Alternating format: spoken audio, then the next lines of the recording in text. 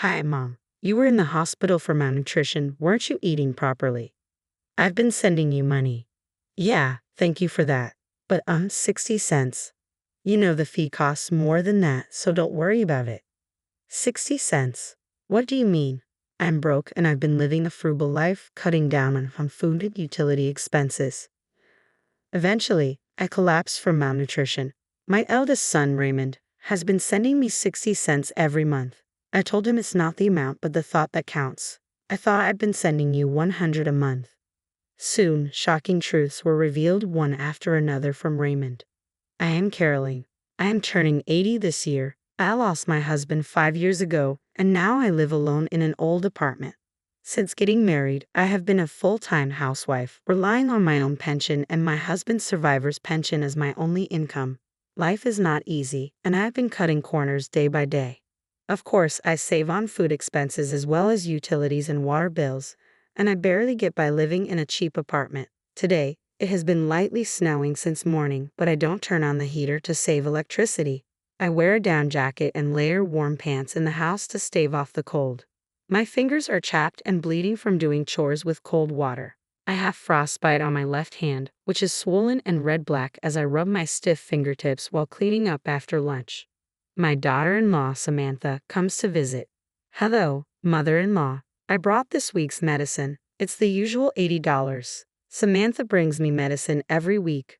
Raymond also cares for me, but he's busy as a pharmacist at a large hospital, so Samantha looks after me. A few years ago, Samantha accompanied me to the hospital for checkups, but recently she only delivers the medicine. It's cheaper this way, she says. Honestly, the medicine is a big expense for me, who is broke.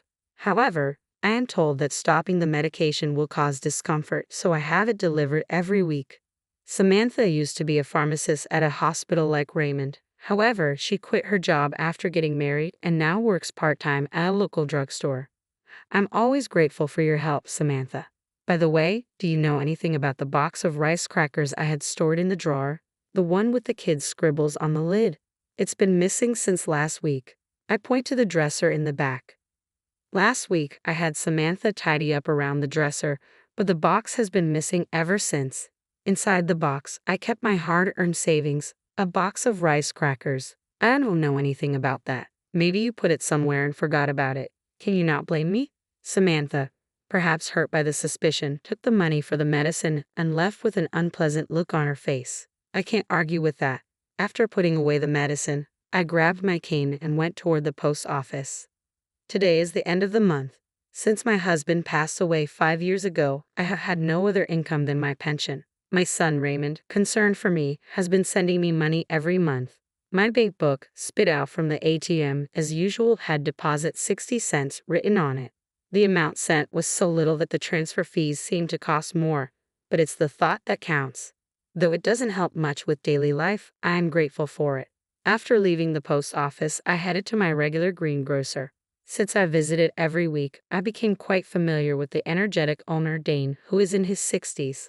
When I went to the store just before closing, I could get unsold or bruised vegetables at a discount. I always went to the store in the evening, targeting those discounts. Today, I got bruised turnips and radishes and wilting spinach. I thanked Dane and went home to pickle all the turnips and radishes in my homemade brine. The secret brine pickles I've been making for years as a hobby and to save money are excellent in both flavor and texture. I had a simple but delicious dinner of spinach and pickles. Lately, my health has been deteriorating. I feel dizzy when I stand up and I get short of breath just from moving a little. My nails and fingertips are also in bad shape. Perhaps my body is weak because I haven't been eating well due to cutting food expenses. I've had health issues before, but I never paid much attention, thinking it was due to age. But recently, the pain in my body is unbearable, and the dizziness is terrible. I tried calling Samantha to see if she could take me to the hospital. Ah, the hospital, just for dizziness. Well, I'm old, so it might be inevitable. But I'm worried. I haven't been to the hospital in years. Could you take me for once? But I'm busy, I don't have time. Raymond is working non-stop too. I'm sorry, but can we do it another time? It's not that urgent. Samantha refused to accompany me to the hospital. Even the nearest hospital is quite far from my home. Being broke, I can afford not only the medical fees but even the transportation costs. Oh, and please don't contact Raymond. He's in a crucial period at work. If anything happens, please contact me. Samantha emphasized that and then hung up the phone. I sighed and took my medicine with cold water. One day, as I was chatting with Dane at my usual greengrocer, I was hit by another severe bout of dizziness. Unable to support myself with a cane, I squatted down on the spot. Dane rushed over. "Are you okay?" and peered into my face. The dizziness didn't subside even when I sat down. "I'm just feeling a bit dizzy. Nothing is wrong. I'm fine." As I said that, I tried to stand up forcefully. Suddenly, the world spun around and I fainted. When I woke up, I found myself in a hospital bed. Dane was sitting beside me, receiving an IV drip. I heard the story from Dane. Apparently, after I collapsed at the greengrocer's, he called an ambulance for me. I had slept all night since being brought to the hospital, and it was already bright outside. The doctor explained that I had anemia due to severe malnutrition. Unbeknownst to me, my bones had become hollow, and my body was in a more serious condition than I thought. I was worried about the treatment costs and wanted to leave early, but the doctor told me I had to be hospitalized for a week. "Caroline, I always tell you to eat properly. I was shocked when you suddenly collapsed." Dane had always been concerned about my health. "Sorry for making you worry, but I don't have any money." "Didn't you have an eldest son? He's a doctor or something, right? He must be earning a good salary working at a hospital, so he could at least send you some money." "He's a pharmacist. I've been receiving support from him." I smile awkwardly and close my mouth. "I receive a monthly allowance from Raymond, but it's too small to help with my living expenses. With the weekly medicine fee I pay to Samantha, even my pension has been significantly reduced." Dane says I should get more money, but I'm hesitant to accept money earned by others, even if they're family. However, what worries me now is the hospitalization cost. With my barely getting by lifestyle, I can't imagine affording such high medical bills. Also, I'm concerned about my precious rice brine pickles. If I don't stir them every 3 days, they'll go bad. After thanking Dane for returning to the store, I searched for my cell phone to contact Samantha. Looking at the screen, I saw that the battery had died. I don't remember Samantha's number, but I memorized Raymond's because it's similar to my home number. Samantha told me not to contact Raymond, but with things like this, I can't avoid it. I borrowed the hospital phone to call Raymond. "Hello?" "Oh, thank goodness. It's been a while since we connected, Raymond. It's your mother. Sorry to call you during work." Samantha had forbidden it, but I called Raymond from time to time. I just wanted to hear his cheerful voice, but for some reason, he never answered my calls. Was he too busy with work to answer the phone? Anyway, I was relieved that the phone connected during this crucial time. I thought, who could this be? "It's been a while since you called, Mom. Where are you calling from?" I was reluctant to worry my eldest son, but I admitted I was in the hospital. I briefly explained to the surprised Raymond how I had collapsed and been hospitalized. "What? Malnutrition, Mom? Haven't you been eating properly? I've been sending you money for that reason." "Yes, I'm really grateful for that. Your support means a lot to me. But 60 cents might cost more in fees, so don't worry too much." "60 cents fees? What do you mean?" With a puzzled tone, I told Raymond how I received 60 cents from him every month and that I appreciated the gesture more than the amount. "I thought I was sending more money to Mom." Raymond finally speaks, as if squeezing out the words.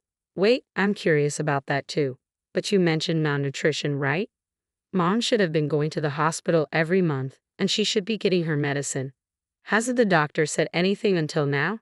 "Yeah, I'm getting the medicine. Samantha delivers it to the house every week. I haven't been to the hospital in years. Lately, I've been having bad dizziness and palpitations, and I wanted to go to the hospital if possible. But Samantha said I'm busy, so maybe next time. Just the medicine every week." Raymond seems to be worried about something as he mumbles on the phone. "Anyway, I know you're busy, but could you please bring me some clothes and the insurance card on your next day off? And I'd like you to mix the rice brine pickles every 3 days, all right? I have the keys to our parents' house, so I'll leave work early today and go there. Don't worry about the hospital bills. I'll be there by evening."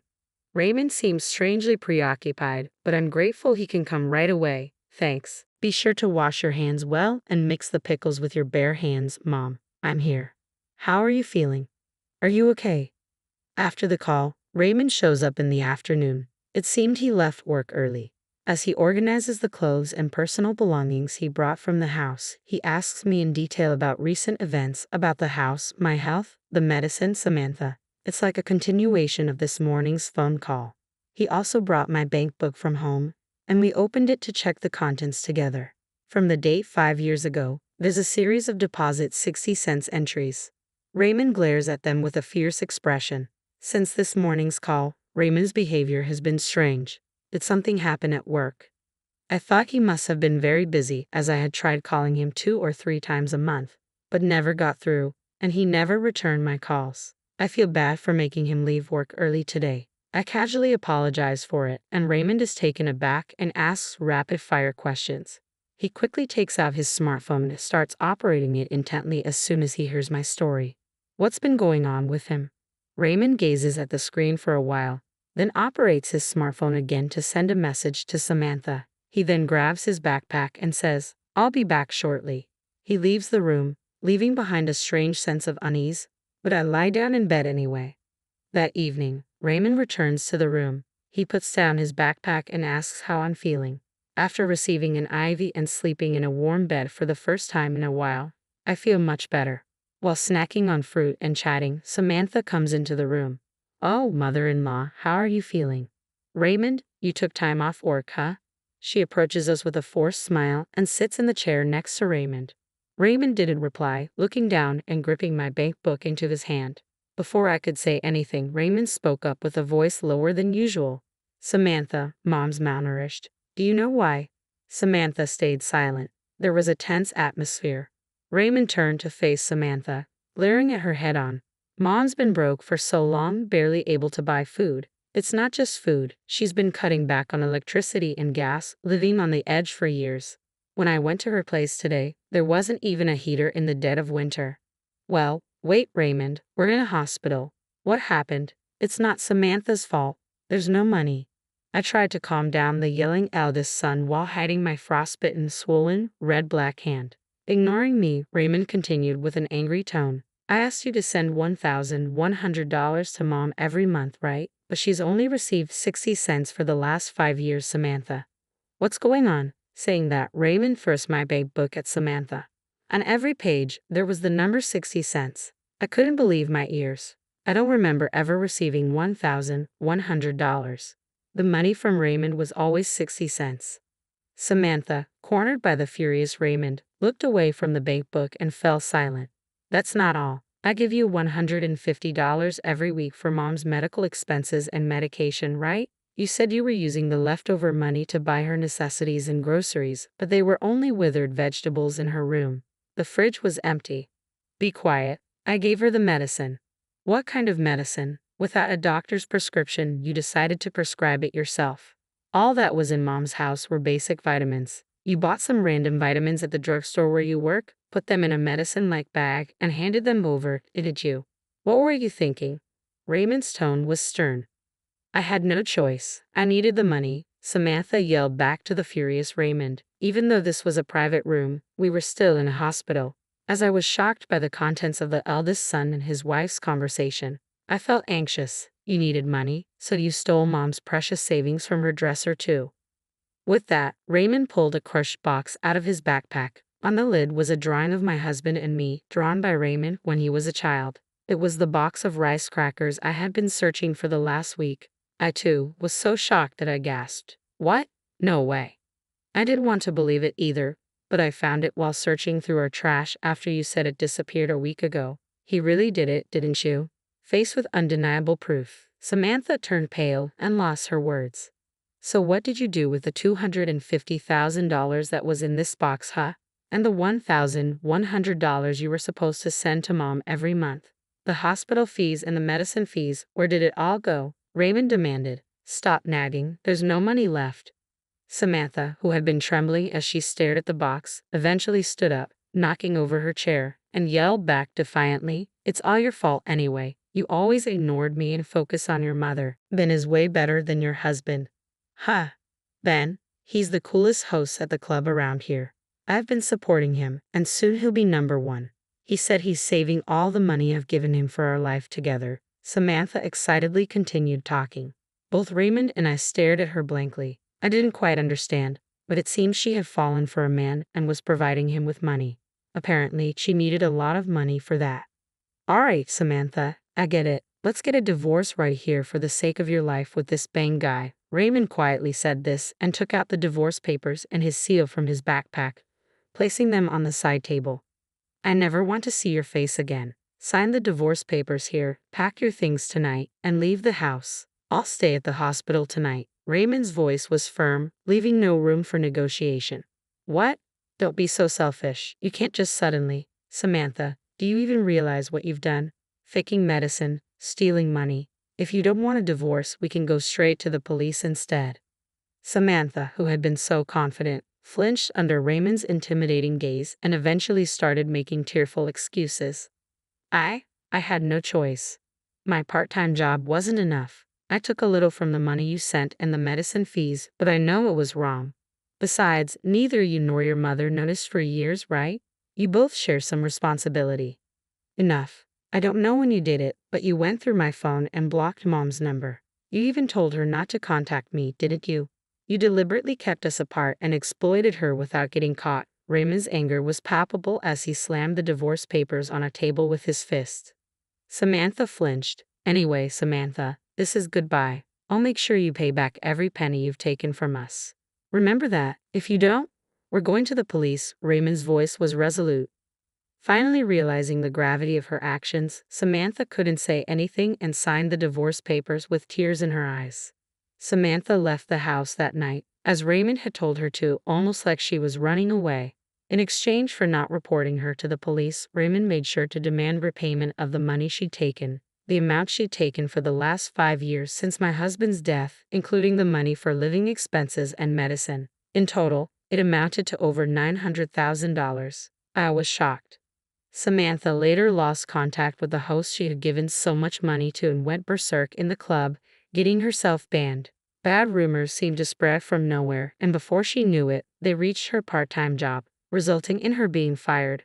With her income gone and not a penny to her name, Samantha couldn't rent an apartment and had to spend some time sleeping in internet cafes. But what happened to her after that is unknown. I had almost given up on getting back the money Samantha had taken. She had disappeared. But her family, who learned of the situation, decided to repay the debt in small amounts on her behalf. It might be difficult to recover the full amount of stolen money, but I was happy with their gesture. After being discharged from the hospital, I decided to leave with Raymond. We're living peacefully together in the house Samantha left, just the two of us. I had been forced to live a difficult life, being exploited by Samantha, but now, in our warm, comfortable home, I'm eating well, and my health has improved. Dane, the greengrocer who has always been worried about me, finally felt relieved. I still continue to make my specialty pickles. I used to do it just as a hobby and for saving money, but now, with Raymond's help, we're sharing information on how to make good pickles and delicious pickle recipes. In a few years, my pickle channel became hugely popular, possibly because an 80-year-old content creator was a novelty. And now, it brings in an amazing income. I had always thought that making money was impossible for me as I had never worked as a full-time employee. But even I can be useful to others. More than earning money, I've come to know the happiness of bringing joy to others and now live a fulfilling life every day.